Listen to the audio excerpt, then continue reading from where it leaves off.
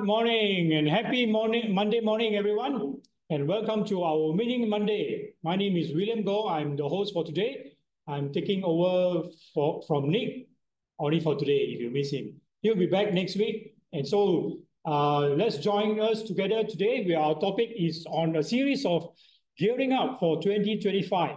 Well, 2025 is not very far away, yeah, Anita? Yeah, and so today our topic is on working with buyers and sellers. Yes, that's the competency or the skills that you need as you go into 2025. You know, you need to be able to handle, manage, and service or serve your buyers and sellers.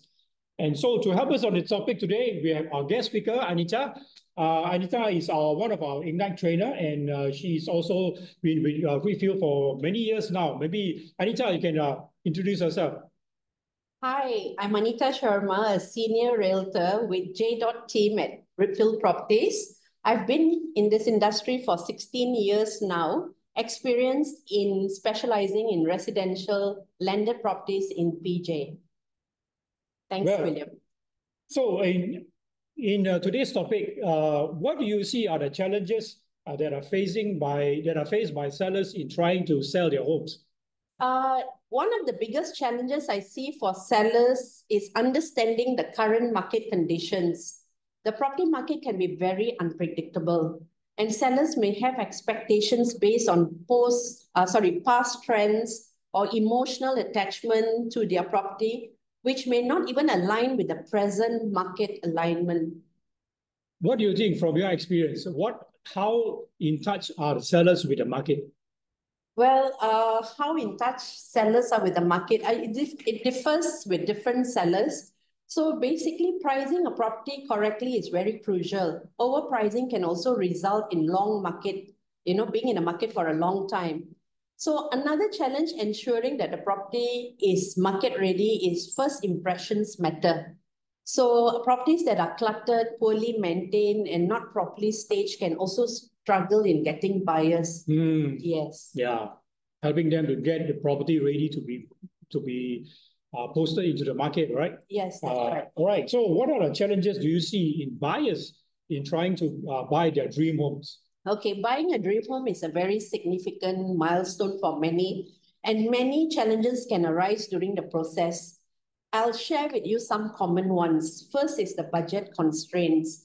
Rising property prices where buyers may find their dream home is out of their financial reach due to escalating real estate prices, and also where they cannot get loan because difficulty in securing a home loan or lower than the expected loan amount can actually limit their options.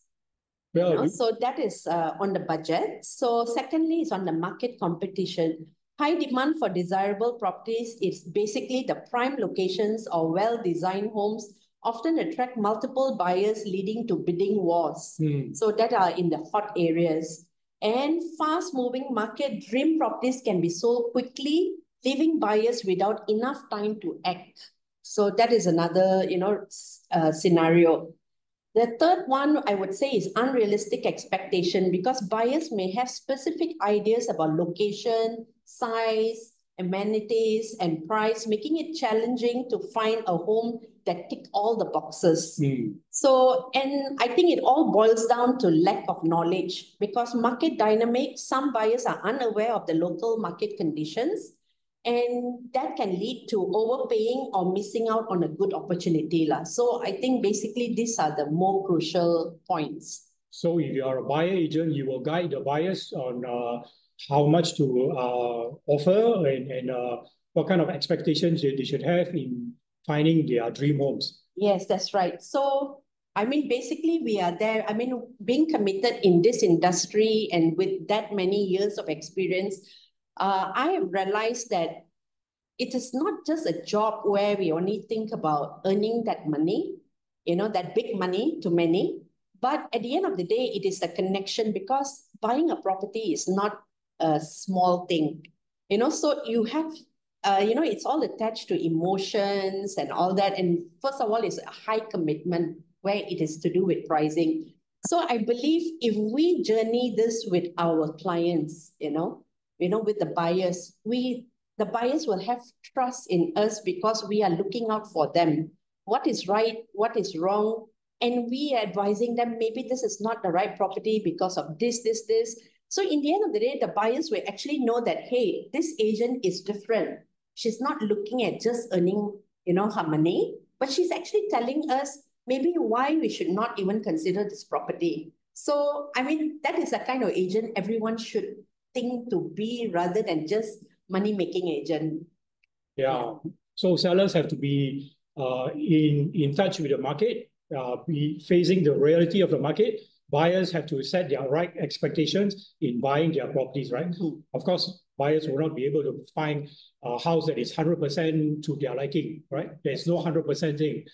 If you can find something that is 80% or 90%, buyers should be very happy, right? That's right. That's how you guide them through, That's right? And help them to set up the right expectations. Right. Moving on to the next question then, from the day you started the business and compared to now, how long you been in the business now? I would say the 16th year. 16 years, all right. So from the day you started in the business and compared to now, are the challenges faced by sellers the same or are they different? Well, yes, challenges with sellers today differ significantly compared to when I started the career 16 years ago. So, I mean, from the aspect where I would say greater market awareness, then sellers were heavily relying on agents for market insights, trusting their expertise to price and market the properties. But today, I'm talking about current time, with online tools like the property portals and valuation apps, sellers often come up with preset expectations. Preset expectations, sometimes overpricing their properties based on incomplete or outdated data. So, I mean, this first point here, I would say that sometimes when we go and see certain sellers, they actually show you they're smarter than you. But I think that's where we slowly, without, hurting their ego, we actually address it and educate them. So that is on the first point. Then the second part is on the economic conditions. I would say then the market was more stable, more consistent growth in property demand and prices, making transactions more smoother. But today, economic uncertainties, rising interest rates, changes in buyer behavior create challenges, and sellers may resist adjusting prices to reflect current market conditions. So the mindset then and now totally is different. The third thing I would touch on is the digital and social media influence. Well, once upon a time, marketing was just offline. It was more like print ads, banners, and direct referrals.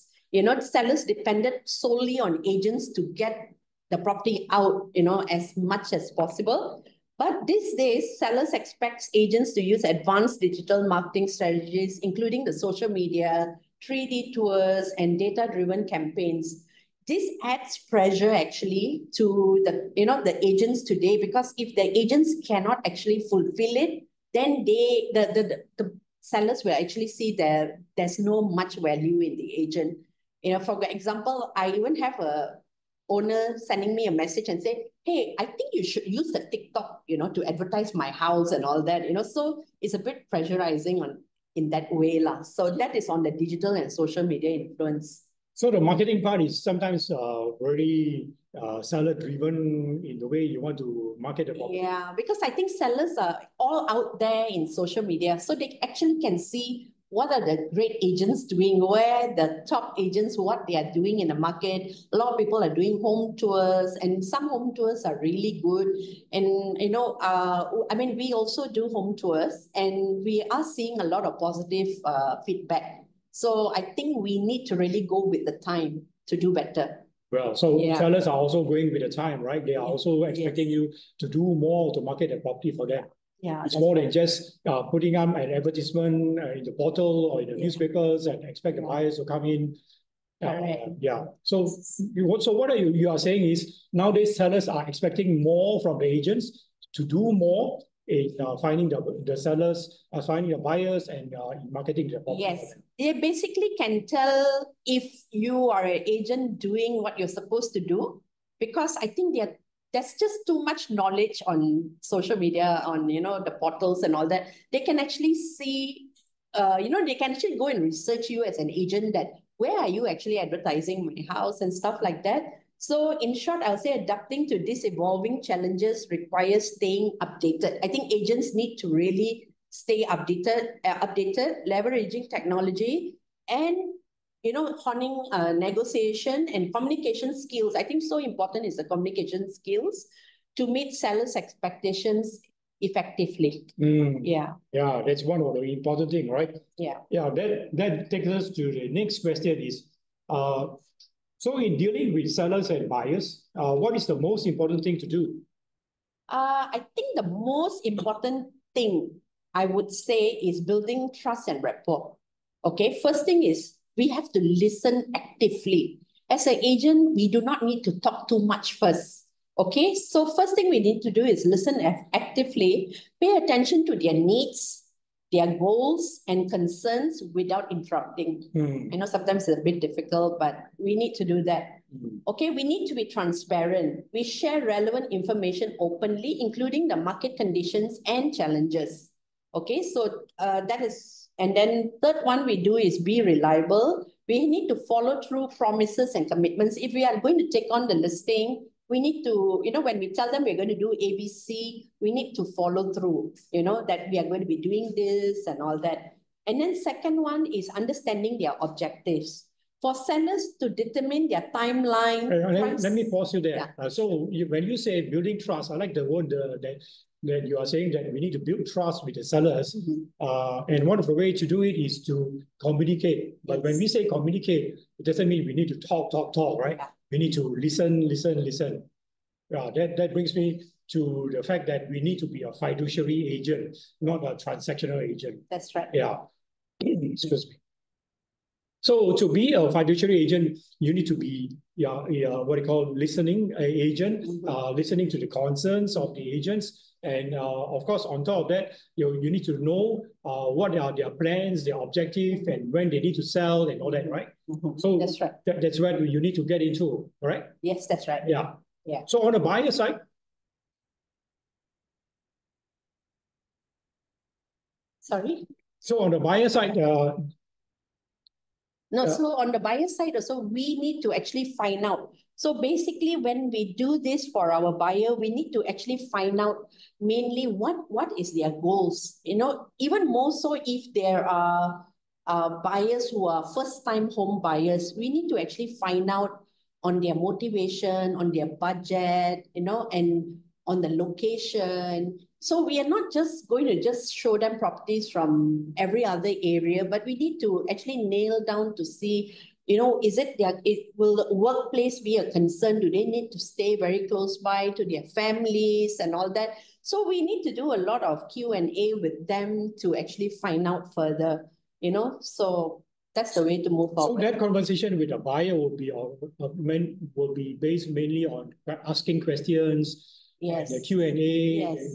that you were talking about, yeah. Yes, that's so right. It's more on a consultation basis. That's right. Rather than it's more than consultation. Talking, yes, that's right? Right. That's right. So that reminds me of the saying, if someone in the conversation talks a lot, he dominates the conversation. That's right. But if someone in the conversation asks a lot of questions, he influence the conversation. That's right. He has control of the conversation. Correct. So actually very important is for us to educate them. So basically when we educate them, we let them know about the market knowledge as well. We also let them know about the process, because basically all these people may not even know what is the process in purchasing a property, for a buyer especially. So we actually guide them through, we walk them through the buying, selling process step by step, and we highlight the key milestones, along the way. Then also we set clear expectations. So at the end of the day, we establish a realistic timeline for the process, and then we also want to understand, is that okay on their part? And then I think these days also very important is a lot of questions come out, leasehold, freehold. Then they get very frightened because it's leasehold, they feel like, it's a big no-no, we cannot buy leasehold properties and stuff like that. So to me, I feel that because I deal with a lot of leasehold properties, and why do I still continue to sell leasehold properties? I actually find all the very good areas, all the A+ areas in PJ are leasehold. Why go far? Okay, look at Section 5, PJ, Gassing area and all that. The lease is like 40 years plus left, and people are still actively buying. But of course, the big concern is everybody worry that they will need to pay premium, a very high premium and all that. But all that is part of educational trip lah. We show them the properties, and very important that the owner also price them right, not like crazy high price.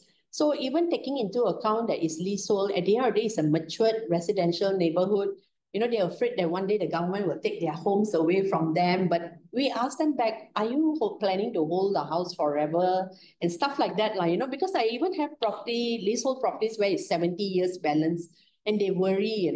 So I asked them, are you planning to hold the house forever? So most sometimes people just stay for 20, 30 years, and then you can sell it. There's no issues with that. Actually, I have even sold a property where the balance is 2 years balance, but of course I have to get a cash buyer for it. But it's a non-issue actually.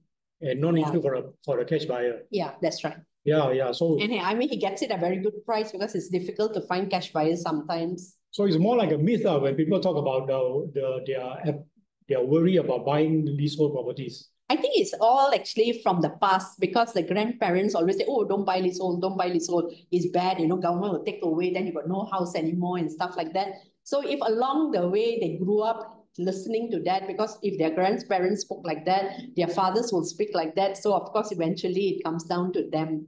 But situation has changed, right? Yeah, we have to educate them. Yeah. Then I just show them the bigger picture. Why are these houses are all leasehold, but why are they selling so well?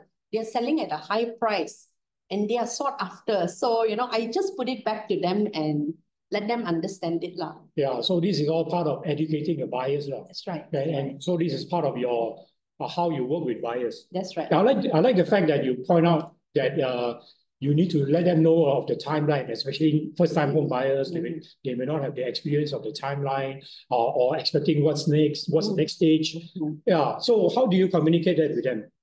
Basically, first of all, when I meet first-time home buyers, I ask them first whether have they even done their financial checks. Because I think before we even go and look for properties, we really need to know whether do they even know what is the budget, the price of the property that they should be looking at. So that's where I get them connected. Actually, I got very reliable mortgage people that I work with, so I do keep them very much in the loop. And the moment, so basically in the moment when I know somebody needs help, I connect them to my mortgage people and they will assist them, and then they give me a figure, so they give me a figure, then only I look into other areas, like what kind of property you want to buy, maybe landed, non-landed properties and stuff like that. Then is it like your concern, you want to be near your workplace, near your family and all that.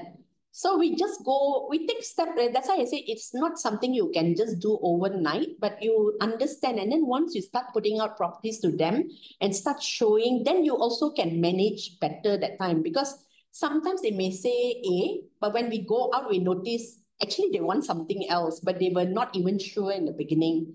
So then you can advise them. As maybe after 2-3 houses they see, then you can advise them and say, look, maybe you didn't understand it. So, we can explain and show them the way lah, guide them, especially very new first-time buyers lah.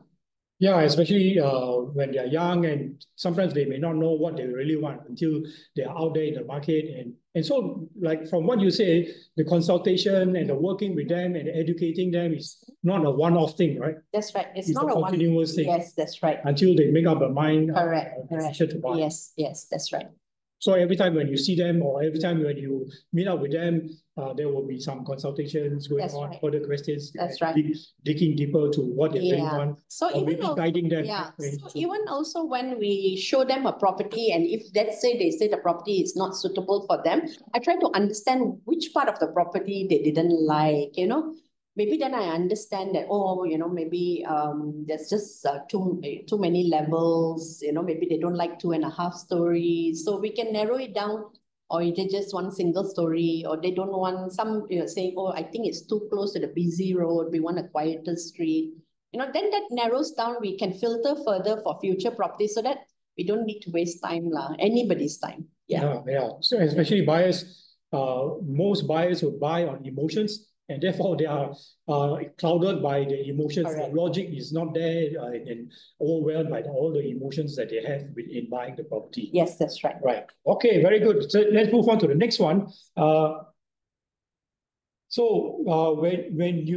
When you go for a seller's appointment, what do you do in that appointment? Maybe you can elaborate further. I know you covered some of it. Yeah. So basically with the seller's appointment, I think, first of all, we get to know, first of all, we meet the seller, we find out more about them, we find out about their motivation for selling. We want to find out, okay, I'm selling because of what, because are you downsizing? Are you moving to another area? Some are migrating. So we put down all this to our record so that we know on their motivation. Because, some may be like, the house is just too large. I know we are old now, so we need a smaller house. So all that put in place, we educate them also lah. Basically, we also educate them on what they can go for. Some of they want single story from bungalow, they want to move to single story, maybe terrace house. And then what are their locations? So we try to find out everything like from what their necessities are, where they want to focus, moving to, should be near maybe hospitals or malls and stuff like that. So there are too many choices they can choose from.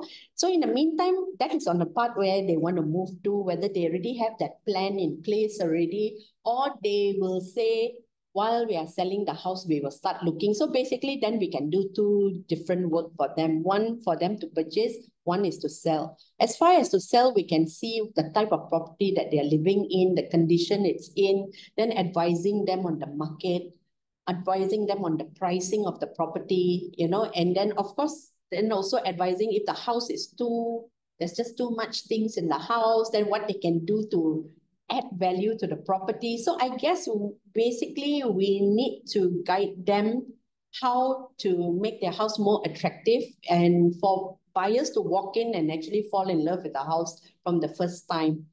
So giving an example, like yesterday I went for an appointment.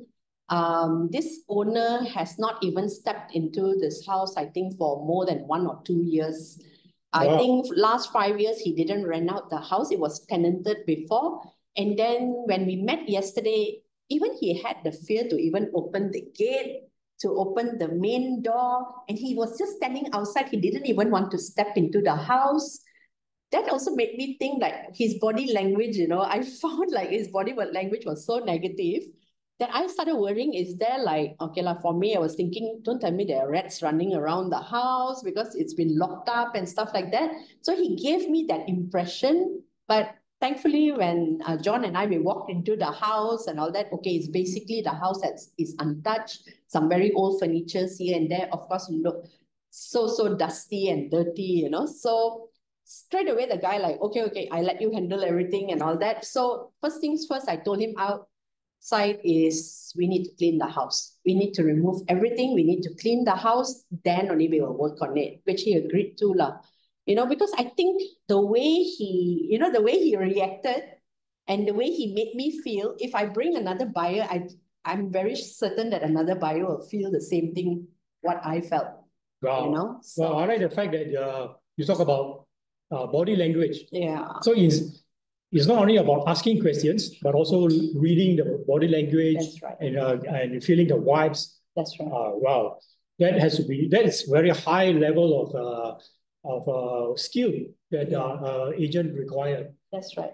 So the questioning is very good because sometimes sellers wouldn't know or buyers wouldn't know what they really want until you ask those questions, right? That's right. So I like the fact that sometimes you even bring up whether they need to be near a hospital or not because of their conditions and their age and all that.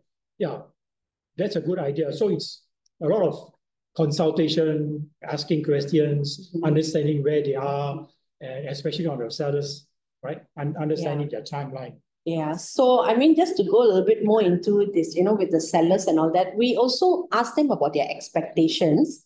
Then after we ask all the details for the properties and all that, then, like how long have you owned this property, and then we also want to know whether do they want this as a quick sale, because sometimes some owners say, no, we have all the time in the world.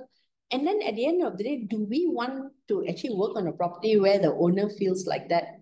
Because the longer your property is in the market. So all this is about educating them. We need to give them examples why we should change that kind of mindset, So basically, it's a lot about teaching. I notice when we go for appointments, it's a lot about trying to educate them more than anything, because everybody feels their property is worth so much. Okay, so I come to this conclusion.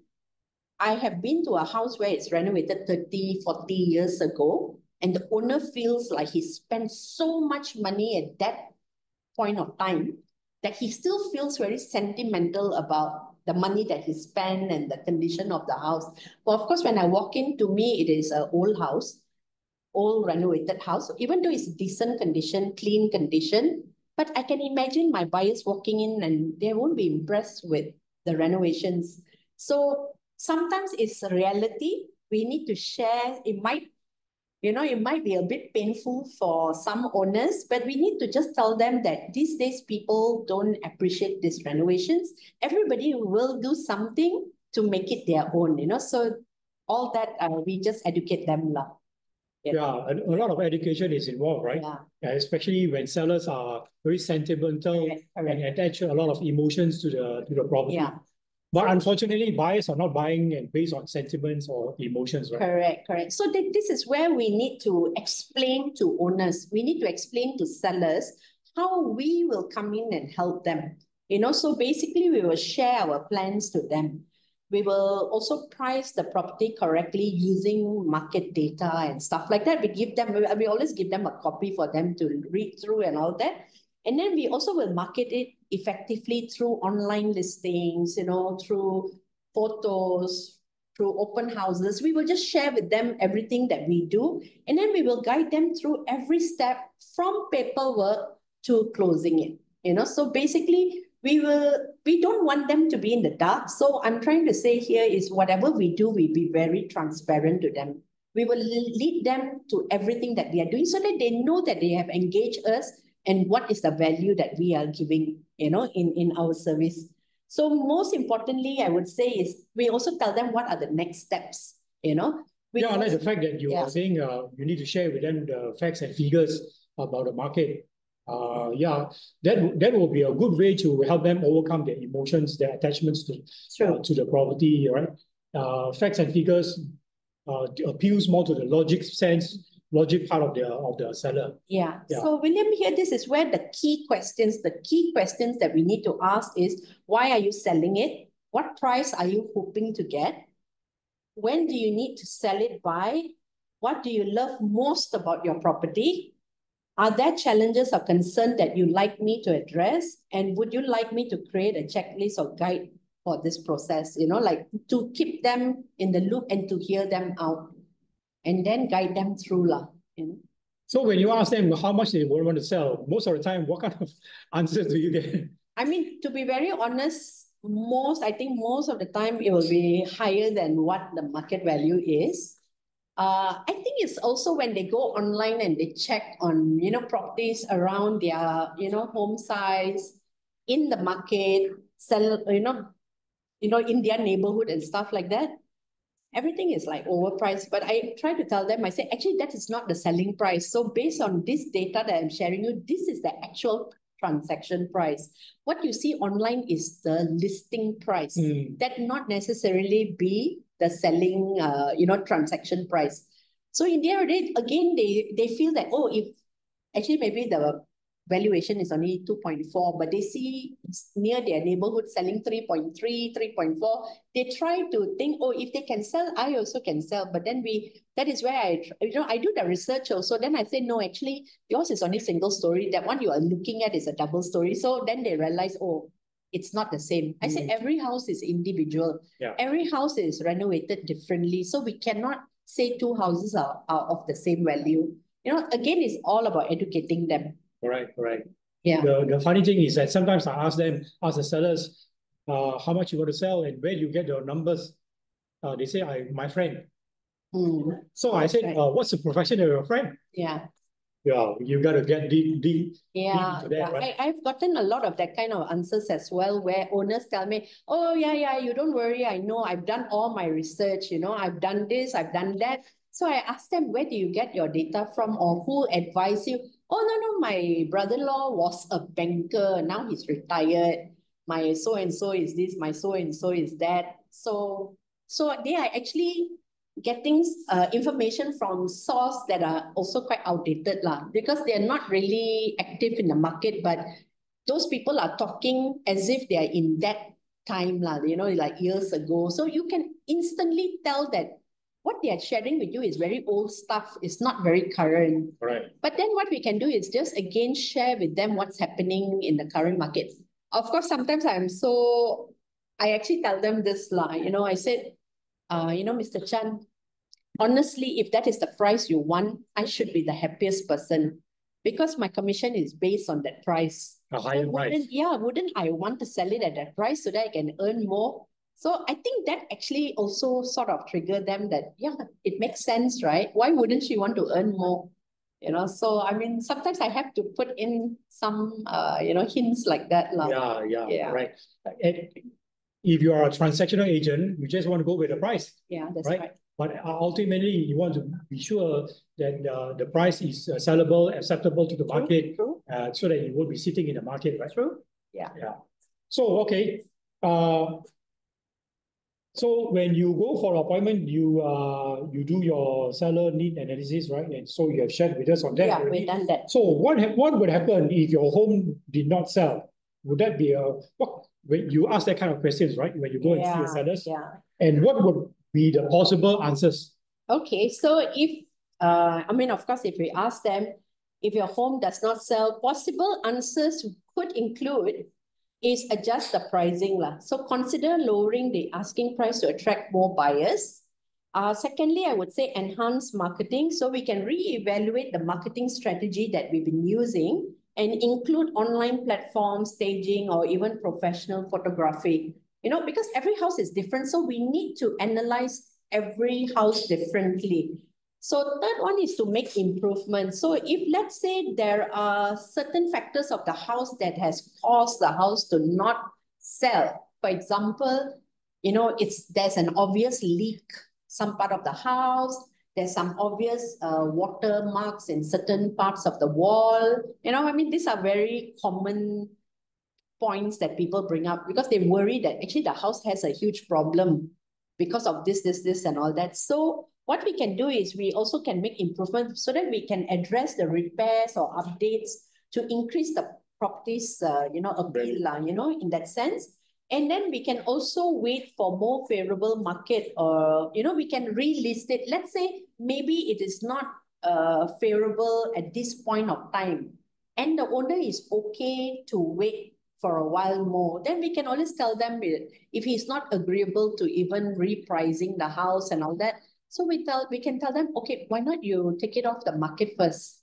Maybe give it some time and then put it back into the market, because if your expectation is that much, rather than we just leave it in the market, it becomes like very old. Everybody will recognize the listing to be online for the longest time, and I think eventually the value of the property drops further because of it being in the market for so long and not moving, so because everybody is out there, so people know, especially some houses with banners and all that, you can actually tell how long the listing is in the market when you see a banner that is so old, faded, tattered, and sometimes you see one house with 10 banners on top, you can see like some are new, some are old. So instantly you already give a very negative vibes to buyers that, this property is already so long in the market.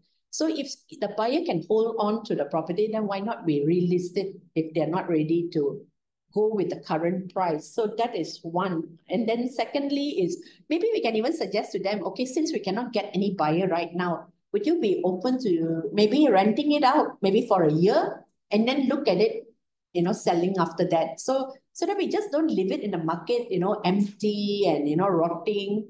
Maybe you can earn something from this 1 year before we put it out in the market again. So, that would be one option.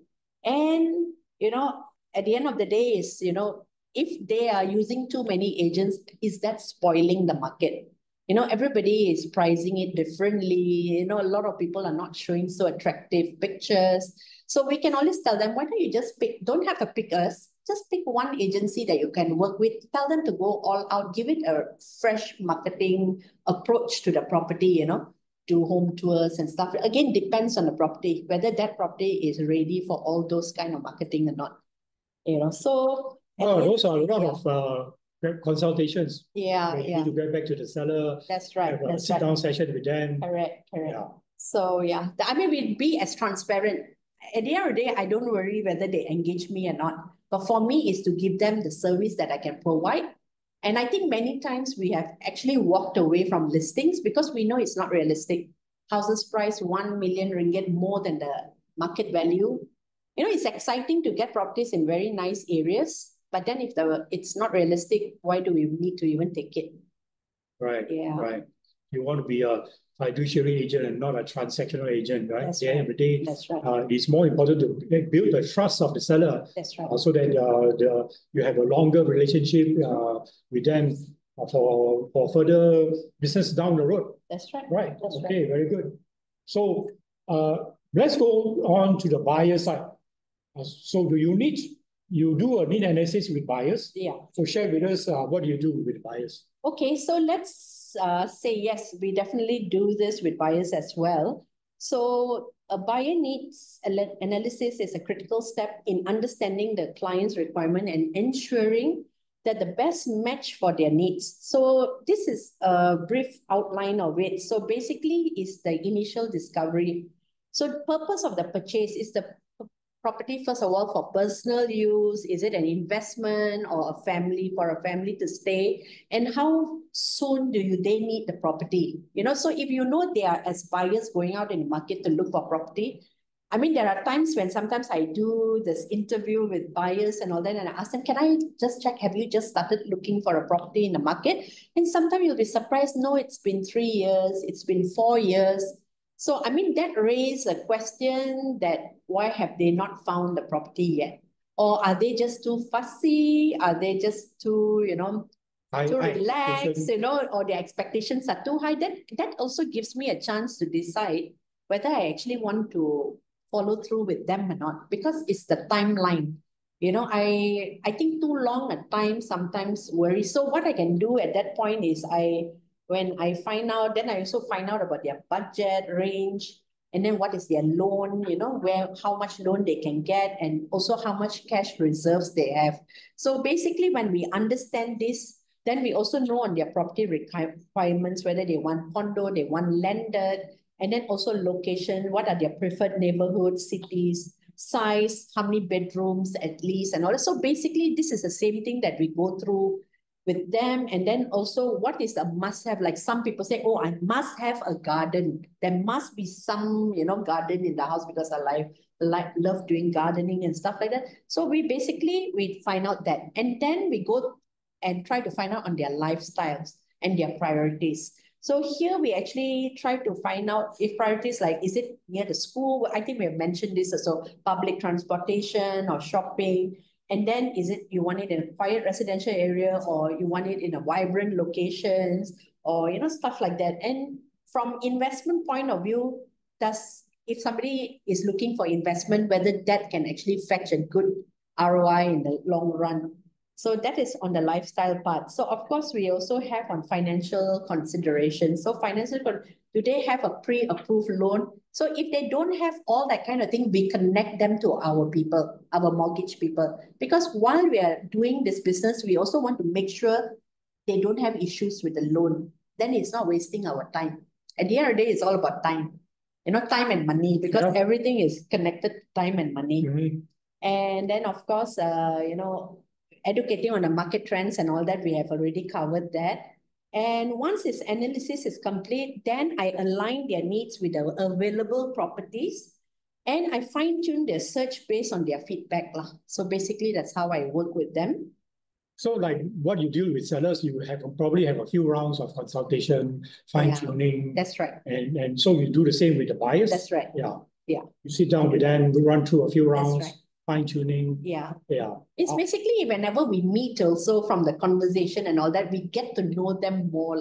You know, every step of the way we learn. Sometimes after 2-3 visits, you learn something new, you know. Yeah. So then you realize, and I think it's also as an agent, how far do you want to go with them? I have gone with a buyer maybe over 2 years looking for properties, but it comes to a point, it becomes very tiring also. So whether you want to continue or probably just take a step back. Yeah, I like the fact that you mentioned when you go and see sellers, when you do sellers consultation, sometimes you don't take the listings, you walk away from that. Right. And even with the buyers, you know, you also say if you find that you're not able to serve them well, you also walk away from that. That's right. That's right. Yeah. So agents has a right to do that, right?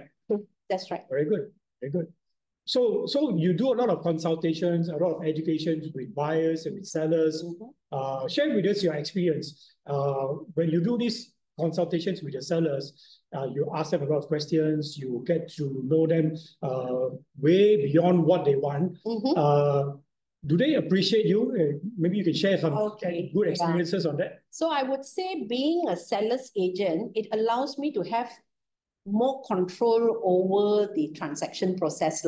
So when I have more control over the transaction process, I can manage the listing, I can set the pricing strategy right, then I can also guide through the sale process, then ensuring also that they get the best value from the property. Because don't forget, when we work for the seller, we are their agent. So we have to look out to their best interest also, you know. But of course, if they are not being reasonable, then we guide them. You know, we need to guide them. We need to assist them in actually understanding what will happen if they don't follow through, if they do not reprice and stuff like that. So it can also provide more opportunities. You know, when we get the best value for the property, that is where we have more opportunities in doing proper marketing, advertising, networking, and also building the reputation. Because at the end of the day, when the seller sees you handling this, I think more often than not, sellers actually say you're different. I think when they tell me you're different from other agents, that actually means a lot to me. You know, so they basically already can tell out of the 10 people they met, you know, to sell their property, but no one has done this, you know, and I think it only tells you that you're doing the right thing. You know, it's so important to be different. Don't go out and do the same thing that everybody does. You know, yeah, in the beginning when we are all new, we don't know a lot of things, but as we, you know, we grow, you know, more and more into the industry, and we can understand the industry, and we can understand the buyers, the sellers, and how it works out there. We just need to be different. We just don't have to be that typical agent who just wants to earn the money, but we want them to remember us as agents that actually thought about us and thought about our interests, took our interests at heart, you know, and they will remember you, and they will make sure that their friends or families use you too. Wow, that would be the best rating you can get, right? I think that's basically that's the only way I get listings these days. It's all through the you know, sphere of interest, you know, and referrals. Yeah. It's good to be a fiduciary agent rather than a transactional agent. That's right. Yeah, let's pause for a while and see if there's any questions from the audience. Any questions? Let me see. One question from Norian. Can you share again how you talk to buyers pointing out about the leasehold balance? If that's too short, how do you encounter that question and convince them it's a non-issue? I think you covered that a bit. Yeah, I did. Okay, just in short, I would say is, first of all, if somebody thinks leasehold is an issue, I'll just share with them firstly that all the hot areas in PJ are leasehold anyway. So wouldn't everyone out there, first of all, think that we should not buy, you know, houses in Section 14 or Section 5 and all that? But you know that whenever I do my advertisements and all that, the number of leads I get for Section 14 is amazing. It's so amazing. Even though it's leasehold, I just want to go and farm myself there because I got so many buyers in hand, but I don't have that many listings. So as far as to counter on the leasehold part is easy, because at the end of the day, when you are in a mature neighborhood, It's more than, there is this old thoughts where people say that you buy leasehold, one day the house is no longer yours. But in the end of the day, what is going to happen? Are you trying to say that all these hundreds of residents will lose their house one day? Do you think that can even happen? So I try to tell them that if this houses worth so much, if you worry that you're going to lose it, they will not even be able to sell it. Nobody will buy it. So at the end of the day, there is an option to renew the lease. So, and the state, because I do PJ, so the Selangor state government actually gave options to people in Selangor. You can even renew the lease using a cheaper method where you only need to pay below 5,000 ringgit. You can renew it back to 99 years. And eventually, one day when you want to sell it, you just pay back the premium.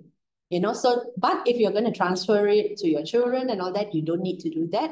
But when they sell, the children sell, then they also pay back the premium. And they also are giving out discounts that if you pay for the leasehold now, you get like 30% discount. Most of my clients are telling me that. So, and if your property is 50 over years with leasehold balance, you don't even need to renew it now. It's still so early to renew, so it depends how you take the steps and why not buy in good areas like this? They are leasehold, and somehow leasehold properties are cheaper than freehold. So you can actually buy the leasehold property and then do the renewal eventually when it's time to renew. Well, the fact that there are track records that the Selangor government are extending or renewing the leasehold properties, right? So that's not a big worry. Yeah. I think like what you mentioned, the negative perception is sometimes influenced by their grandparents or their parents. But now the law has changed. The society has gone better in how to deal with these kind of situations. So I think that's not a worry. But I think one of the questions that you ask is, you ask your buyer is, how long you plan to stay? Yeah, that's right. So that, coming back to a property where it was 60 to 70 years or so, I say, are you planning to hold the property all your life? Because I would say that sometimes people just hold for 20, 30 years and the lease is still there. So they don't even need to do the renewal, at that point. Yeah. Yeah. So it is not about it is not about holding the property forever, right? But I can share with you another thing. If we are talking about it being leasehold and a problem, let's say, I think the first thing that will not go through is the bank loan. So giving an example, when I sold this property in Section 12 PJ, a bungalow, the property was sold at 2.7 million and the lease balance was 38 years. And my buyer actually got a loan from Standard Chartered Bank. Wow. For 27 years. Wow. So I think the bank will be the first person who will say, I will not give you a loan if they worry about the lease. Yeah. So yeah, they managed to get a loan for 27 years. Well, even the lease is less than years. Yeah. Is 38 years. Yeah. Wow. That's just sharing an example. That's very good. Why I got the perception that anything below 40 years, you will have the problem getting a loan. It's proven. All right, so things has changed. Yeah. Things has changed. Yeah. Banks' policies has changed. Yeah. Government policies has changed. So leasehold is not a problem. But I like the fact that you point out that most leasehold properties are in very prime location. That's right. That's why people still buy, right? Yeah, that's right. Yeah. So prime location meaning that location is mature. It has all the amenities and the facilities, all the accessibilities there, and it's close to all the things that you want. Yeah. That's true. Yeah, prime location, yes. So don't let the negative perception of a leasehold hold you back. Message to the buyers. Right? That's true. Yeah. Message to the sellers as well. Yeah, that's right. True. Very good. So let's get back to our questions. In all this doing buyers consultation, and I like the fact that you ended up with your sharing just now that your sellers say that you are very different from the other agents that they deal with, and what are the positive things that come out from that as you deal with the sellers and they like the way you handle their properties? I think the first thing I actually feel is they trust me. I think if from day one I do things the right way, and I communicate with them properly and all that, I think the trust is the main thing. They trust me, and often than not, I feel that whenever I advise them, even on repricing, it is never a problem. You know, so because during that journey, during the time when I take the listing and going through every step of the way, they are totally in the loop. It's all transparent. They know what's happening. They know today we are running campaign. We are running the Facebook and Instagram marketing. They know we are going to, I mean, of course, sometimes we do open house. They know what happened. They know how many buyers come, what is the feedback. Every appointment that happens, even let's say if the owner is not staying in the property, we actually we have a chat group with the owner. We actually put it there. We're having a viewing at this time, this date, and all that. So and so is coming to see. Now, after the viewing, after a day or two, when we get feedback, we put a feedback response into the chat group. So owner is fully aware what's going on. The buyers came, and this is their answer. Okay, they are not going. They're not moving forward because of this reason and all that. So they know everything. And you know, a lot of times, a lot of owners say, you have put in so much of effort. You have put in so much of effort. Thank you. Thank you. You know, they always thank you. And I think it means a lot. It means a lot because they are aware what is going on. But I believe if we as agents don't tell our sellers what we are doing, they basically only probably hear us once in a blue moon. Then when we want to talk to them about our updates at that point of time, it might like think that it's just some excuse.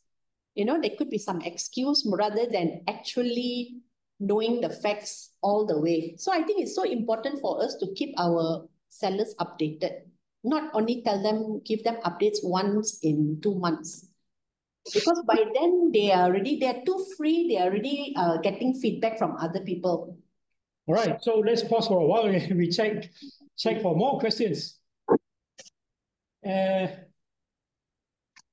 Okay, so back to the leasehold thing. Some of them are worried about the premium. So it's the kind of situation that is buyers will have to deal with. But you said the government has come up with some incentive, right? No, that has been good. Incentive has been on for some time already. That means it's quite many years. Maybe you can explain a bit about the incentive. Yeah, I think at the end of the day, there is a formula for it, but just go and look it up. We'll not talk about the formula here. So there's a formula there, and then I think some lawyers are actually doing this leasehold extension. So basically, you can get the lawyers to, you know, the sellers can actually get the lawyers to work the leasehold extension for them lah. So I think basically once they know what the premium is, and if the owner wants to pay the full premium, then there is a discount. If I'm not mistaken, up to 30% discount. So if let's say they're supposed to pay 100,000, they get maybe 30% off. They only pay after discount. But if let's say you as an owner, you don't have the money. So that's the story in a lot of part of PJ, the old part of PJ, like Section 1, PJ Old Town and all that, where I sold a house where the lease was only 2 years balance. Areas like this, a lot of the owners that don't have that they're not cash rich. Okay, so a lot of those houses are also inherited. If you are asking them to take out 50, 60, 70,000, they don't have the money. So that's when this comes in handy, where the state government actually allow them to do a renewal with, last time I heard it was about 1,000 plus, but now I will say below 5,000 because maybe now there's some other, you know, some fees or what involved. So I think I would safely say it's below 5,000 ringgit, where a renewal will be done up to 99 years, but there will be a caveat stated in the title. So at any point of sale, you need to clear that premium first. You need to clear the premium before it can be transferred to a new owner. So that's when I'm sure a lot of people will say, what if at that point also they don't have the money? So I had a case where my buyer was interested in the property. The owner did that renewal with that minimal amount, but they didn't have money to pay the premium. So that's where we worked out between the buyer and seller. where the property price, they managed to price it lower, but the buyer managed to pay upfront to clear the premium. So again, that is case-to-case basis. Yeah, that's where you come in to do the negotiation, get the terms correct, so that buyers and so that it be a win-win for buyers and sellers. That's right. Yeah. One of the ways to overcome a leasehold problem with the property. Yes. All right. Let's go back to my question now.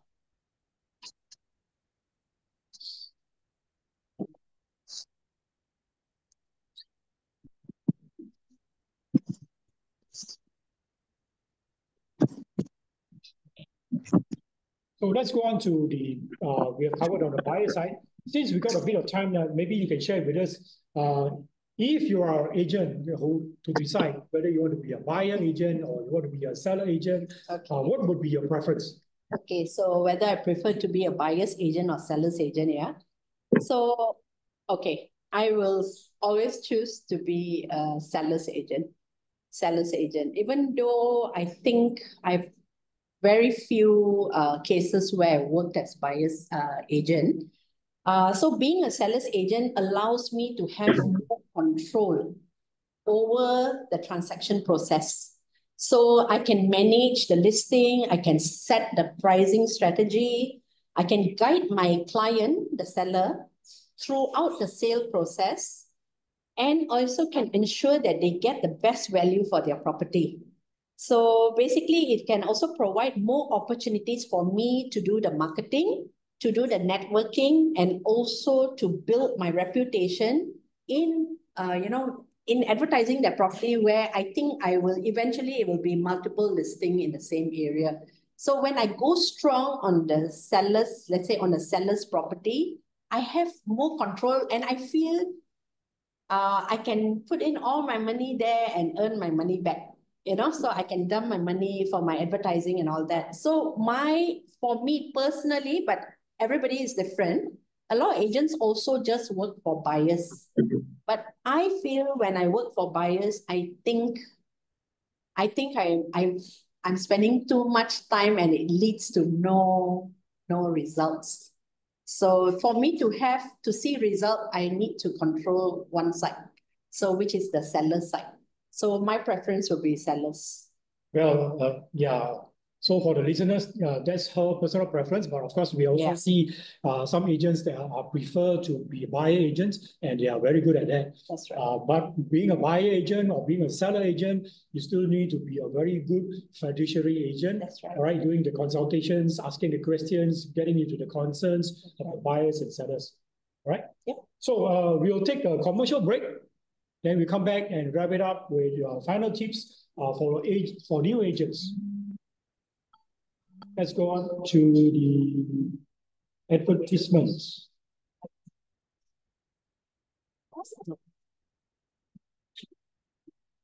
All right, we have this $1 million. Hold on.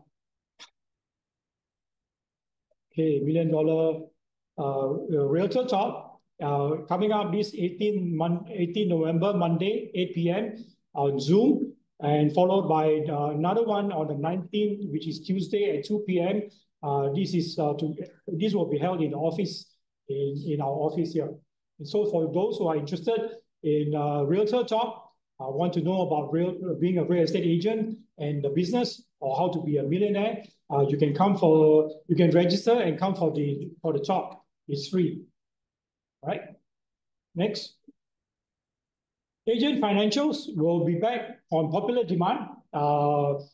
We are going to have this on the 27th Wednesday in the office from 9 to 10, 27th November. So for those KW agents who have not registered, if you are interested, please do register and attend this, which is very important if you want to be a top business owner in the real estate business. Ignite is coming up in Ignite 2.0, coming up in 2025. We are already planning ahead, and this will come in on February 17th to 21st February. This will be a 5 full-day program. It will be free for all KW agents. If you are interested, please remember to register and prepare yourself time block all your 5 days for these Ignite 2.0. Next week, we'll continue with Nick, who will be hosting the Winning Mondays again. The topic is Qualify and Work with Buyers and Sellers, Part 2. And our guest speaker is Mr. Seth, who is a very experienced in this field. So tune in next week. Okay. All right, Anita, final round-up. Any final tips for new agents? Okay. Final tips for new agents I would say for handling buyers and sellers, yeah. So when you're dealing with buyers, firstly, listen actively, understand their needs, budget, preference throughout the showing process. Ask the right questions on their lifestyle and long-term goals. Educate them, especially for first-time buyers not familiar with the process. Be very patient, explain every step from property viewing to paperwork. Thirdly, communicate clearly, keeping them updated on properties, viewings, and the next steps. Then also negotiate smartly, advocate for the buyer, and also aim for win-win outcomes. And lastly, stay very patient because some buyers take time to make decisions. So these are tips for dealing with buyers. So when you're dealing with sellers, set the right pricing with accurate market data and guide them through. Secondly, market effectively using the high quality photos, videos, and strong online and offline campaigns. Prepare the property, advise on repairs, decluttering, or staging to attract more buyers. Then, of course, regular updates to keep the sellers informed on inquiries, feedback, and your next steps. And be very, very professional. So manage the expectations to ensure transparency throughout the process. So in short, listen first, be responsive, stay organized, keep learning, and focus on the relationships. Wow. So that's my... That's a lot of jam for new agents who are new in this line. This is very good guide. I like the fact that you said you need to ask them about, one of the things that you need to ask them about is the lifestyle. Yeah. What kind of lifestyle they have, you know. That's very important because buying a property is sometimes a very big financial commitment to them. And you want to buy something that fits your lifestyle. That's right. You don't want to get into a property and then halfway through you find that doesn't fit you or too far away from whatever that you want to do, or maybe from a workplace, and you need to find another one. That's right. Yeah, very good, very good. So, thank you, Anita, for your time and sharing with us, and we will catch up with you later on. And then we come to the end of our show here today. Thank you for tuning in. We will ask you to tune in again next Monday with our Winning Mondays. Thank you, William. So see you again. Thank you. Bye-bye. Is it okay?